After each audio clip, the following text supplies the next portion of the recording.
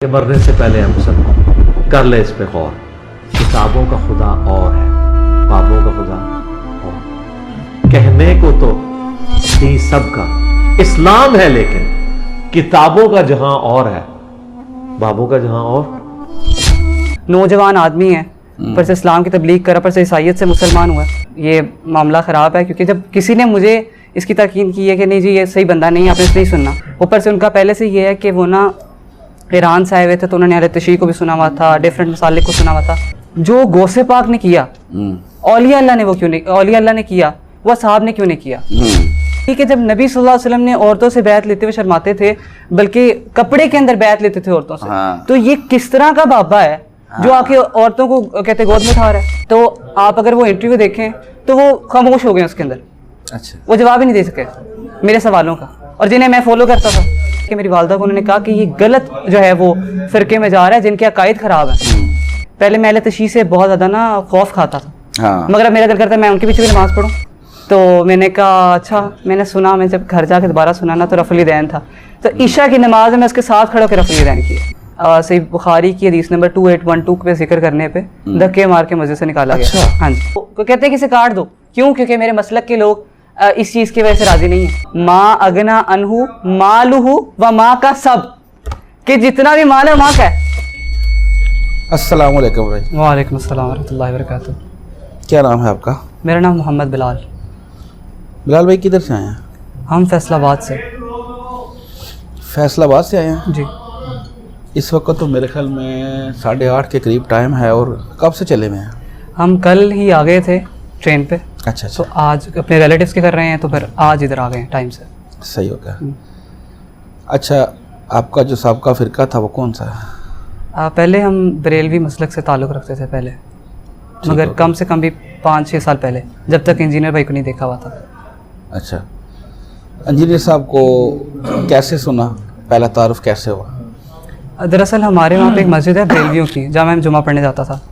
तो वहाँ के ना जो कारी साहब हैं, जो मुफ्ती थे उधर, खुतबा करते थे। वो ये करते थे कि नौजवान थे, पर से ईसाइयत से मुसलमान हुए थे। तो नौजवान थे, तो मुझे बड़ा एक अच्छी चीज़ लगती थी कि एक नौजवान आदमी है, पर से इस्लाम की तबलीग करा, पर से ईसाइयत से मुसलमान हुआ। तो ये चीज़ मुझे बड़ी ना मुतासिर करती थी। तो मैंने उनके सुनने शुरू किए खुतबे वगैरह, तो मुझे बड़े पसंद आए।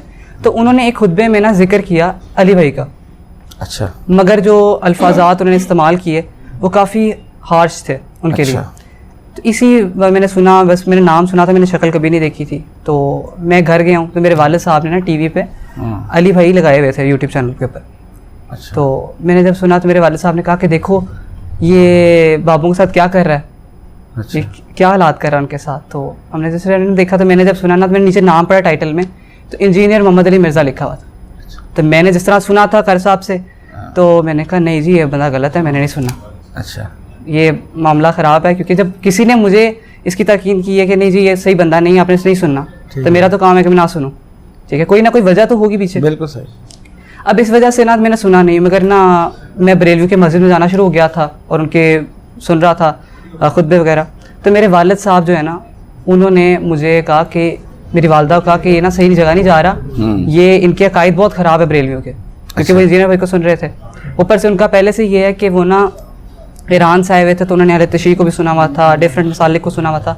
और वो हमें भी ये कहते थे कि तमाम का पॉइंट ऑफ व्यू लो और देखो वो क्या कहते हैं, फिर फैसला करो कि कौन सही है कौन गलत है। तो इस मामले पे फिर हमने जो है ना ज़बरदस्ती, एक दिन हुआ कि मैं रैंडम ही बैठा, मेरे वालिद साहब सुन रहे थे। वो तो अभी भी यही है कि वो भी सुनते ही हैं पूरा दिन, जब उनको फ्री टाइम मिलता है तो फ्री टाइम में यही करते हैं। तो अब ये हुआ कि वो सुन रहे थे, तो मैं पास बैठ गया। जब मैंने बातें वगैरह सुननी शुरू की, तो मेरे दिमाग में एक बात खटकी कि यार जो गौसे पाक ने किया, औलिया अल्लाह ने वो क्यों नहीं, औलिया अल्लाह ने किया, वो असहाब ने क्यों नहीं किया। जैसे कश्ती निकाल दी और दूसरे मामलात किए, मगर ये हमारे असहाब से साबित नहीं है। ठीक है, वो आके फिर मुझे वो इंजीनियर साहब की वो बात बड़ी पसंद आई कि उन्होंने कहा कि तू आज चुबारा आमदन में आज बुखारा आमदन, और आके वो उठा लिया। तो मुझे उधर बात खटकी कि जब नबी सल्लल्लाहु अलैहि वसल्लम ने औरतों से बैत लेते हुए शर्माते थे, बल्कि कपड़े के अंदर बैत लेते थे औरतों से, तो ये किस तरह का बाबा है जो आके औरतों को कहते गोद में उठा रहा है। तो ये चीज़ बड़ी एक डिफरेंट थी मेरे लिए, और बाकायदा मैं परेशान हो गया कि यार इतना इस्लाम के साथ ये कर दिया गया। फिर आहिस्ता आहिस्ता जब मैंने सुनना शुरू किया तो पता चला वो उनके जो लिबादा उन्होंने ओढ़ा हुआ था, वो कपड़े उनके उतरने लगे और समझ आया कि इस्लाम क्या था, ये मैं क्या पेश कर रहे थे, ये तो इस्लाम ही नहीं है। हालांकि जब नबी सल्लल्लाहु अलैहि वसल्लम फरमाया कि तुम कुरान को थामो और मेरे अहले बैत को और मेरे हदीस को थाम दो, तो हमने क्यों बाबों के जो है वो फैज़ लेना शुरू कर दिए। बिल्कुल सही। ये वो चीज़ें थी कि जो मैंने सुनी और उसके बाद मेरा जो दिमाग था वो थोड़ा चेंज हुआ, क्योंकि एक पहले तो बचकाना दिमाग था ना, तो कार साहब को सुना तो वो लग गया, मगर जब ओरिजिनल चीज़ देखी और दलीलें देखी, रेफरेंसेस देखे, तो फिर आज जब मैंने रिसेंटली उनसे ही बात की इस मौजू के ऊपर, इनसे इंटरव्यू लिया, तो उन्होंने बाकायदा क्या कहा कि उनसे मेरी बात हुई, तो आप अगर वो इंटरव्यू देखें तो वो खामोश हो गए उसके अंदर। अच्छा। वो जवाब ही नहीं दे सके मेरे सवालों का, और जिन्हें मैं फॉलो करता था। तो ये चीज़ है कि हमने उन लोगों को सुनना शुरू कर दिया जिन्हें इल्म ही नहीं था, और जिन्होंने बस वो तकिया नुसी किताबें पढ़ पढ़ के हमें वही चीज़ आगे आगे पेश करनी शुरू कर दी। बिल्कुल ऐसे कुरान और सुन्नत से दूर किया हुआ था। बिल्कुल। अच्छा ये बताओ, जो आपके वालिद साहब थे वो इनको पॉजिटिवली सुन रहे थे या नेगेटिवली सुन रहे थे? नहीं, वालिद साहब तो मेरे पॉजिटिवली सुन रहे थे। उन कोई बाप तो अपने बच्चों की तरबियत कर रहा होता है, वो तो उनको समझा रहा होता है, तो उन्होंने एक दफ़ा भी नहीं आपको कहा कि यार इसको सुनो? उन्होंने मुझे ये नहीं कहा कि सुनो, ज़रूर सुनो, ठीक है, क्योंकि उस टाइम जो आपको पता है कि कम अकल दिमाग उस चीज़ को जल्दी पिक नहीं करता, उसे जो चीज़ को एक्सेप्ट कर लिया वो उस पर ही चली जाएगा कंटिन्यूसली, वो दूसरी चीज़ पे आते हुए उसे वक्त लगता है। तो इस तरह जब मैं बरेलवी मसले में आपको जैसा बताया कि मेरी वालदा को उन्होंने कहा कि ये गलत जो है वो फ़िरके में जा रहा है जिनके अकायद ख़राब हैं, तो उन्होंने फिर बाकायदा मेरे पे सख्ती करनी शुरू की, फिर मुझे अहले हदीसों की तरफ भेजा। तो वो फिर आहिस्ता आहिस्ता जब ज़ाहिर बात है सुनना शुरू किया, मामलात बदले, फिर मैं अहले हदीसों की मस्जिद गया। अच्छा। ठीक है, तो मैंने वहाँ से सुनना शुरू किया, मगर अली भाई को मैं सुन रहा था स्टिल। अच्छा। ठीक है, मेरा दिमाग चेंज हो चुका था, मगर मुझे ये नहीं पता था कि ना अल्लाह माफ़ करे कि जो अहले हदीस हैं ये किस तरह के ताल्लुक़ रखते हैं, मतलब कि ये जो बुग़्ज़ अहले बैत है ये न भरा हुआ है। और बाकायदा भी रिसेंटली मैंने वो भी देखा, जब हज़रत अली की बात हुई, हज़रत हसन हुसैन की बात हुई तो उन्होंने ये काम किया, यजीद की बात हुई, बात की। जब चीज़ सही बुखारी में 2812 इन्हें हज़म ही नहीं होती, अब देखें। हाँ, हज़म ही नहीं होती, वो पता नहीं इधर अटक जाती है इनके, उनसे आप सिर्फ जिक्र करें। और मैं तो कहता हूँ बड़ा दलेर बंदा होगा जो अहले हदीसों के मस्जिद में आके नबी सल्लल्लाहु अलैहि वसल्लम की हदीस पढ़ेगा, हालांकि हदीस है, ठीक है, मन कुन्तु मौलाहु फ़अलिय्यु मौलाहु, वो ये पढ़ ही नहीं सकता कोई, नहीं पढ़ सकता, ठीक है। मगर अल्हम्दुलिल्लाह मैं अभी भी अहले हदीसों की मस्जिद में अज़ान भी देता हूँ और स्पेशली नमाज भी उनके पीछे पढ़ रहा हूँ, तमाम मसलक के पीछे। पहले मैं अहले तशय्युअ से बहुत ज़्यादा ना खौफ खाता था, हाँ, मगर अब मेरा दिल करता है मैं उनके पीछे भी नमाज पढ़ूँ। ज़बरदस्त। कोई अब किसी का ये है कि मुझे फ़िरकों में नहीं मैं बढ़ चुका हूँ, अब अल्हम्दुलिल्लाह मुस्लिम है, अल्हम्दुलिल्लाह। बिल्कुल सही है। और इंजीनियर साहब की जो दावत है ना वो है भी यही बेशक कि हमने फ़िरकाबाज़ी में तो पढ़ना नहीं है और सारी मस्जिदें हमारी हैं, जिधर मर्जी जाके नमाज पढ़े। और मुझे वो एक चीज़ बड़ी पसंद आई कि मौलवी अपने मेम्बरों पे खड़े होकर कहते हैं कि आपने इंजीनियर को नहीं सुनना, हाँ, जबकि इंजीनियर साहब कहते हैं आप उन्हें भी सुने। हाँ, उन्हें भी। तो जिसे डर खौफ है कि हमारे बंदे टूट के उधर ना चले जाएं, वो ये बात करेगा, और जिसे पता है कि मैंने दीन अल्लाह और उसके रसूल का दिया, उसे फिक्र ही नहीं है। बिल्कुल ऐसे। या या वो कोई पैसे ले रहे हैं नाउज़ुबिल्लाह, इस तरह की कोई भी चीज़ नहीं है, ना उन्हें किसी चीज़ का डर है, वो तो सिर्फ अल्लाह और उसके नबी की बात करते हैं। तो जिस बंदे ने यही बात करने से किस चीज़ का डर होगा? वो जानती है ना असल हकायक, तो वो जानती है ना, इसीलिए वो डराते हैं। अच्छा ये बताओ कि नमाज कैसे पढ़ रहे हो अभी? रफ़ल पहले शुरू किया? पहले जब मैं अहले हदीस की मस्जिद में गया था ना, तो मेरा जो दोस्त था वो सऊदीया से आया हुआ था, मतलब कि सऊदीया से आया था, तो वो रफ़ल दैन करता था, इवन कि वो रुकू के बाद हाथ भी बांधता था। अच्छा। तो ना उसने, मैं अली भाई को सुनता था बाकायदा, उनकी जो बात है उससे करता भी था, तो उसने एक दिन मुझे कहा कि जिसको तुम सुनते हो वो तो रफ़ल दैन से नमाज़ पढ़ता है, अच्छा। तो तुम क्यों नहीं पढ़ते? तुम तो अभी भी रफ़ल दैन के बगैर नमाज़ पढ़ रहे हो। तो मैंने कहा अच्छा, मैंने सुना, मैं जब घर जाके दोबारा सुना ना तो रफ़ल दैन था, तो ईशा की नमाज में मैं उसके साथ खड़े होकर रफ़ल दैन किया, ठीक है। पहले मुझे सही पता था कि किस तरीके से करना है। फिर अब रफ़ल दैन के भी मामलात हैं जो अहले हदीसों के अंदर, वो जो झटके मारते हैं वो तो पूरा सुकून नहीं है, ठीक है, वो इस तरीके से है, क्योंकि हर मसालक में कोई ना कोई गलती, कोई ना कोई सही चीज़ है, अपनी अपनी मर्जी की। हदीस में से आधी आधी बात उठा ली, बिल्कुल, कुरान पाक में से आधी आधी बात उठा ली। अब मेरे साहब के बारे में कुछ बुरा ना कहो, हाँ, उन्होंने बताया कि अगर तुम नहीं, वो हज़रत उमर की बात कि उसे कत्ल मत करो, तो बस इतनी सी बात कर दी कि जो मेरे साहब को नहीं तुम रहने दो, उसे कत्ल मत करो, मेरा साहब भी है। आगे तो बात जिक्र ही नहीं की कि वो लोग क्या समझेंगे कि ये जो कहते हैं अपने साहबियों को कत्ल करना शुरू कर दिया इन्होंने। बिल्कुल आधी दीदी से वो आधी हदीस उठा के आपको छुपाई जाएंगे और आपको लाइल्मी में आप उनकी बात मान लेंगे, आप उन्हें काउंटर अटैक नहीं दे सकते। बिल्कुल ऐसे ही। अच्छा, घर वालों को भी दावत दी नमाज वगैरह की? उनको अल्हम्दुलिल्लाह इंजीनियर की साहब दावत दी?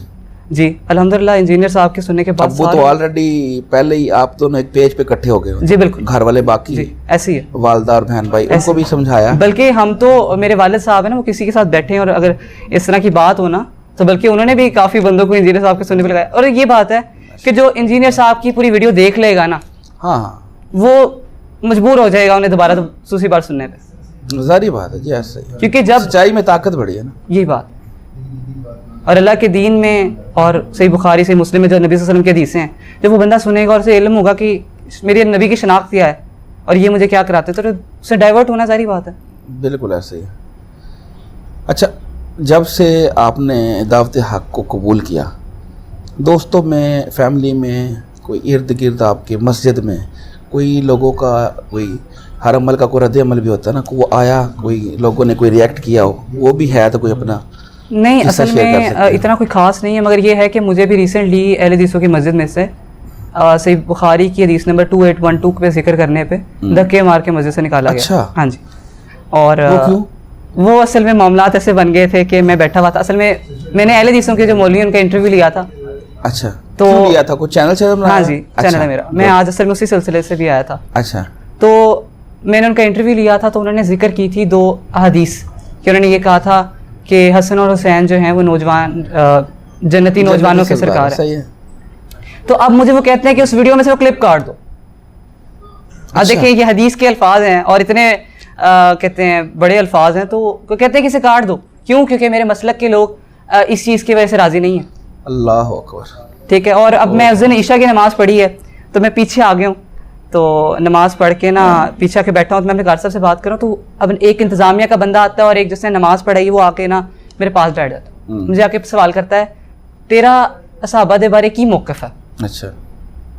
मैंने कहा मेरा क्या मौक़िफ़ होगा, मेरा तो मौक़िफ़ वो सिंपल है।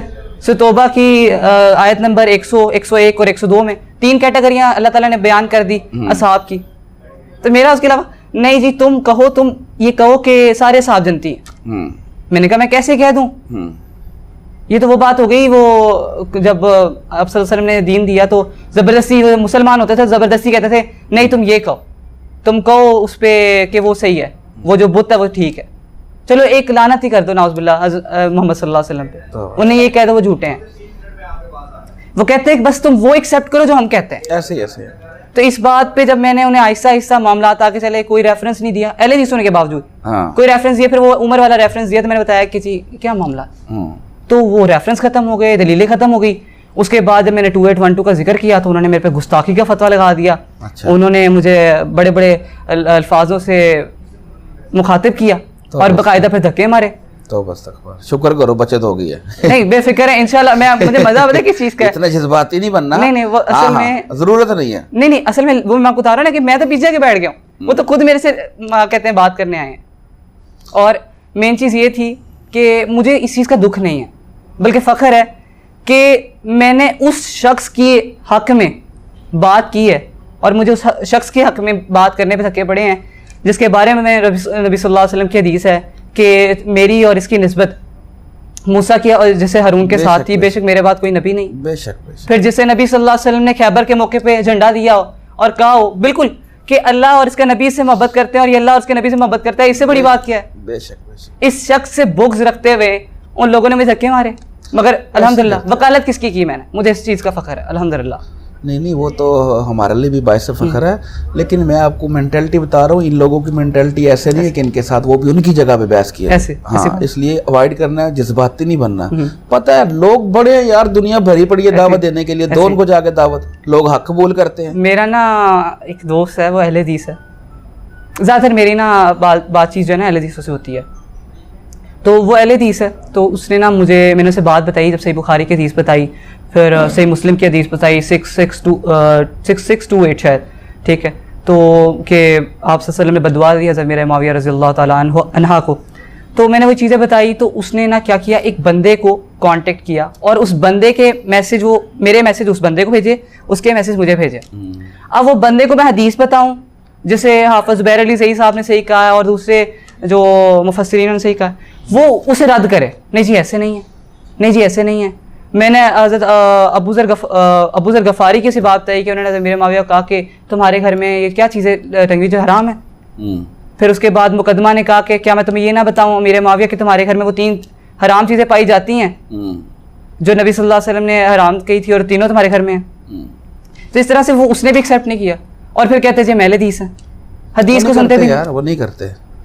आप तो अभी शुरू हुए ना, इंजीनियर साहब तकरीबन मेरे ख्याल में 12-13 साल से नहीं, तो उनका हाँ रिकॉर्डिंग करवा रहे हैं ना, उन्होंने माना तो फिर आप तो शायद कोई नहीं। हाँ वो बिल्कुल ज़ाहिर बात है, हाँ ज़ाहिर बात है। वो एक और बात है कि वो जो अब्दुल वहाब साहब हैं उनकी किताब में बनु मैया के बारे में क्या क्या बातें लिखी हुई हैं, मगर ये एहतसाम इलाही क्या बात करते हैं, ये नहीं मानते, इसलिए इनके साथ बहस करने की कोई ज़रूरत नहीं है। देखा ना इनके वो पोल तो खुल गए हैं, बिल्कुल इनके चेहरे से वो जो है ना मेकअप शुदा वो जितना भी था ना वो गर्म तौलिए से सारा वो उतर गया है। तो अब इनसे उस तरह की बहस करने की जरूरत कोई नहीं, इन्होंने नहीं मानना।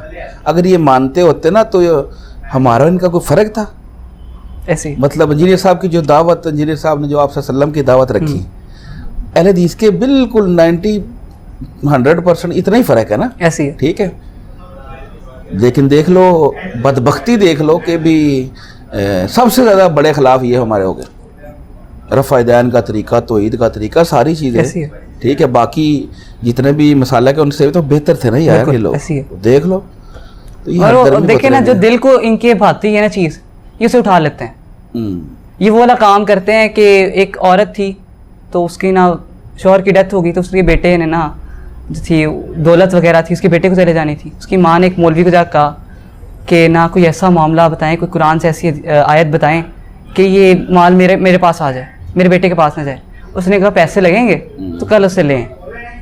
तो वो ना कल अपने बेटे को ले, उसने उसके बेटे को कहा कि कुरान पाक की आयत है तब्बत यदा अबी लहब व तब माँ अगना अनहु मालुहु व माँ का सब, कि जितना भी माल है माँ का है, उसे एक्सेप्ट कर लिया। ये असल में इस्लाम के रिप्रेजेंटेटिव ऐसे ये जो असल बुनियादें थी ना वो हिला दी गई हैं और अपनी मर्जी की आयत उठाई, अपनी मर्जी की हदीस उठाई, जाके लगा दी। अब उसने मुझसे जिक्र किया एक और हदीस का, वो कहता है कि असल में एक और कहानी कराते हैं हदीस कि जी हज़रत आयशा का भी तो हज़रत अली के साथ मामला था। मैंने कहा वो तो माफ़ हो गया था। हज़रत आयशा ने तो क्या था कि मुझे वापस आने, मैंने ये जंग कंटिन्यू नहीं करनी क्योंकि नबी सल्लल्लाहु अलैहि वसल्लम की हदीस मुकम्मल हो गई है। मैंने कहा जबकि हज़रत अली ने माफ़ कर दिया और उनके महरम के साथ उन्हें कहा कि जाके छोड़ो। मगर हज़रत अमीर मुआविया का क्या मामला बना कि उन्होंने कहा कि जो दूसरे तरफ ये लोग हैं ये मेरे साथी हैं, साहब हैं, मैंने उन्हें माफ़ कर दिया। इतनी सी बात मैं सुना दी। मैंने कहा आगे पढ़ो कि आगे क्या कहा है। उन्होंने कहा मेरा और अमीर मुआविया का मामला कल क़यामत के दिन अल्लाह के सामने जाएगा, मैं माफ़ नहीं किया, माफ़ी नहीं मिली वहाँ पे। ये काम है, जितनी मर्जी दिल किया, जितनी चीज़ लेनी थी उठा ली। चलो आज के बाद आपने ना इन मौलवियों से इनसे बहस नहीं करनी इंशाल्लाह। हाँ ये बड़े खतरनाक लोग होते हैं। और वो मैं आपको एक और बता दूं बात, मैं ना जब नमाज पढ़ी ना जिससे मेरे से बहस की थी, वो बिल्कुल नमाज में मेरे जो है उल्टे हाथ खड़ा था। तो जब वो सजदे में गया ना, अब जारी बात है मैं एक नॉर्मल बंदा हूँ, थोड़ी सी नज़र इधर उधर जाती है, तो उसने सजदे में हाथ उसका बिल्कुल सीधा था, जबकि नबी सल्लल्लाहु अलैहि वसल्लम ने इस चीज़ को मुशाबत दी है। जिस शख्स को इस चीज़ का इल्म नहीं है वो इस तरह के मामला पे कैसे बहस कर सकता है। और फिर उसने कुछ अल्फाज भी इस्तेमाल किए थे एंड पे, वो नहीं मैं डिस्कस करूँगा। बट वो कहता है मेरा मुनाज़ा कराओ। अच्छा मैंने कहा जनाब आप देखें तो आप क्या करते हैं, ठीक है। वो ज़बान भी बदतमीज़ी इस्तेमाल कर ली और वही ये मामला था, बस इतनी सी बात। अच्छा ये बताओ कि आज फर्स्ट टाइम आए हो इधर? जी अल्हम्दुलिल्लाह। ठीक हो गया। चलो आज इंशाल्लाह आपकी एरिया से मुलाकात भी होगी और थोड़ी देर तक मजलिस शुरू होगी। ठीक होगा जी, मज़ा आया आपसे बात करके, जज़ाकल्लाहु खैर। और फिरकों की दुकानें बंद, द डैमेज डन।